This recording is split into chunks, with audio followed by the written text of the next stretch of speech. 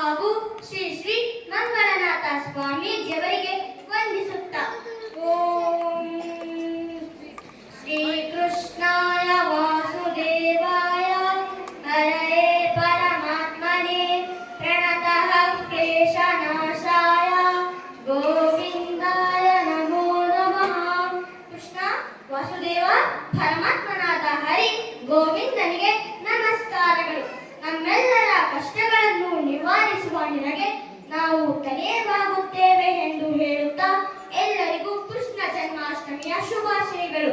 ಜನ್ಮಾಷ್ಟಮಿ ಅಂದ್ರೆ ಕೃಷ್ಣನ ಜನ್ಮದಿನವನ್ನು ಆಚರಿಸುವ ಒಂದು ಹಿಂದೂ ಹಬ್ಬ. ಭಾರತದ ಹಿಂದೂ ಪಂಚಾಂಗದಲ್ಲಿ ಶ್ರಾವಣ ಮಾಸದ ಕೃಷ್ಣ ಪಕ್ಷದ ಅಷ್ಟಮಿ ದಿನದಂದು ಕೃಷ್ಣ ಜನ್ಮಾಷ್ಟಮಿಯನ್ನು ಆಚರಿಸಲಾಗುತ್ತದೆ. ಮೊದಲಿಗೆ ಕೃಷ್ಣ ಎಂದರೆ ಎಲ್ಲರನ್ನೂ ಆಕರ್ಷಿಸುವವನು ಎಂದರ್ಥ. ಶ್ರೀಕೃಷ್ಣನು ವಿಷ್ಣುವಿನ 8ನೇ ಅವತಾರವಾಗಿದ್ದು ನಾರಾಯಣನ ಸಂಪೂರ್ಣ ಅವತಾರ ಎಂದು ನಂಬಲಾಗಿದೆ. ಕೃಷ್ಣನು ದೇವಕಿ ಗರ್ಭದಲ್ಲಿ ಜನಿಸಿದರೂ ಆತ ಬೆಳೆದಿದ್ದು ಯಶೋದೆಯ ಮನೆಯಲ್ಲಿ. ಶ್ರೀಕೃಷ್ಣನ ತಾಯಿ ಎಂದು ಅತಿ ಹೆಚ್ಚು ಗುರುತಿಸಲ್ಪಡುವುದು ಯಶೋದೆಯೇ. ಏಕೆಂದರೆ ಶ್ರೀಕೃಷ್ಣನ ಬಾಲಲೀಲೆ ಮತ್ತು ತುಂಟಾಟಗಳನ್ನು ಸಹಿಸಿಕೊಂಡದ್ದು ಆ ಮಹಾತಾಯಿ ಯಶೋದೆಯೇ.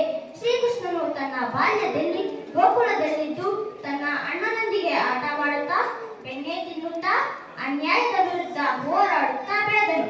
ಕೃಷ್ಣನು ತನ್ನ ಜೀವನದುದ್ದಕ್ಕೂ ಧರ್ಮ ಮತ್ತು ನ್ಯಾಯವನ್ನು ಎತ್ತಿ ಹಿಡಿದನು. ಹಾಗಾಗಿ ಕೃಷ್ಣಾಷ್ಟಮಿ ಧರ್ಮ, ನ್ಯಾಯ ಹಾಗೂ ಪ್ರೀತಿಯ ಹಬ್ಬ. ಕೃಷ್ಣ ಜನ್ಮಾಷ್ಟಮಿ ದಿನದಂದು ಶ್ರೀಕೃಷ್ಣನ ಬಾಲ ರೂಪವನ್ನು ವಿಧಿವತ್ತಾಗಿ ಪೂಜಿಸಲಾಗುತ್ತದೆ. ಹಾಗೆಯೇ ಬೆಣ್ಣೆ ತುಂಬಿರುವ ಎತ್ತರದ ತೂಗು ಮಡಕೆಯನ್ನು ಒಡೆಯುವುದು ಈ ಹಬ್ಬದ ಸಾಂಪ್ರದಾಯಿಕ ವಿಧಾನವಾಗಿದೆ.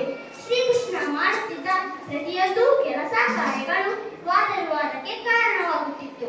ಆದರೆ ಆ ವಾದ ವಿವಾದಗಳ ಹಿಂದೆ ಒಂದು ಸದುದ್ದೇಶವಿತ್ತು. ಅದುವೇ ಧರ್ಮದ ಸ್ಥಾಪನೆ ಹಾಗೂ ಅಧರ್ಮದ ನಿರ್ಮೂಲನೆ.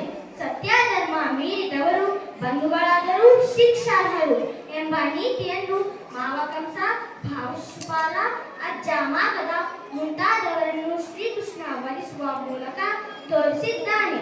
ಕೃಷ್ಣನು ತ್ಯಾಗಮಯಿಯೂ ಹೌದು. ಎಷ್ಟೇ ರಾಜರನ್ನು ಗೆದ್ದರೂ ಗದ್ದುಗೆ ಏರಲಿಲ್ಲ. ಹಾಗಾಗಿ ಶ್ರೀಕೃಷ್ಣನ ನಯ ವಿನಯ ಅನುಕರಣೀಯ.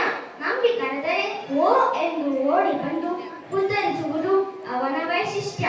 ಇಂತಹ ಮಹಾಮಹಿಮನ ಜನ್ಮಸ್ಮರಣೆ ನಿಜಕ್ಕೂ ಅರ್ಥಪೂರ್ಣ.